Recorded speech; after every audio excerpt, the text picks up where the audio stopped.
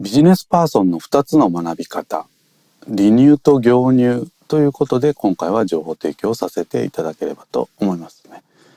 ビジネスですのでね、忙しい最中ですけれども、やっぱり時代が変わっていく中でですね、常にやっぱり学び続けていかなければいけないですね。ただやはり効果を考えながらですね、やっぱ学んでいかなければいけないということで、今回は2つの学び方をご紹介できればと思いますね。離乳と業乳ということなんですけど、実はこの言葉はとても古くてですね、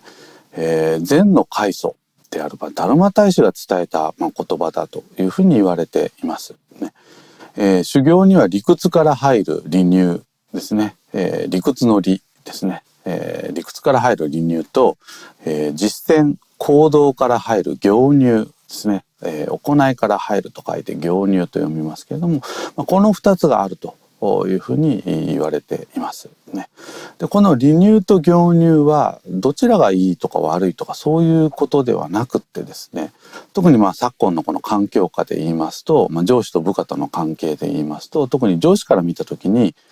部下の成熟度に合わせてですね、この離乳と業乳の2つをうまく活用していく必要があるんではないかなということなんですね。すなわち離乳はティーチングですね、すなわち教えるということですね。業乳はコーチング、行動支援と言い換えてもよろしいかと思いますね。でじゃあそれぞれですね、この離乳と業乳の効果的な場合っていうのはどういうケースがあるかというところをですね、考えていければと思うんですけれども、まず離乳ね、理屈から入ることが効果的な場合というのは、一番わかりやすいのはおそらく新入社員の方ですね。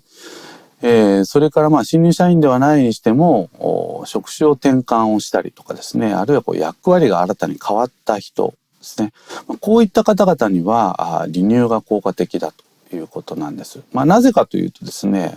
この仕事を初めてやるわけですからね、いきなりやれと言ってもできるわけないですね。そういった方々にはやっぱり理屈も含めて、教えてあげる必要がありますよねということですね。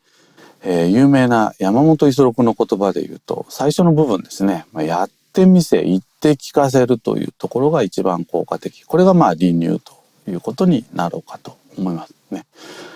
一方で業乳が効果的な場合というのも当然ありますということですね。同じ職種あるいは役割で経験を積んだ人がさらにステップアップをしていくということですね。こういった方々にはやっぱり山本五十六の言葉で言うと、させてみて褒めてやるということ、先ほどコーチングというキーワードをね、お出しをしましたけれども、そういった形で、さらに効果的な行動をとってもらえるように、習慣づけをしていくと、こんなところがですね、効果的な学び方というふうに言えるんではないでしょうか。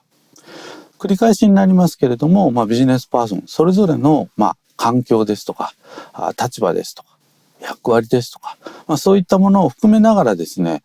この離乳と業乳を効果的に組み合わせながらですね、学んでいくということが一つ重要ではないかなと思いますね。今日は上司と部下との関係の関わりにおいてですね、部下に対して、上司がどういうふうに関わっていくかという文脈でお話をしましたけれども、これはもちろん私たち自身が成長していく時にもですね、この離乳と業乳をうまく組み合わせながら学んでいくね。もう今の時代一生学び続けなければいけない時代ですのでね、それが好きだという方もいればそうでない方もいらっしゃるとは思うんですけれどもね、人生を効果的に過ごしていくにあたってですね、ぜひ学び続けていただきたいなというふうに思います。以上、ビジネスパーソンの2つの学び方、離乳と業乳ということで情報提供させていただきました。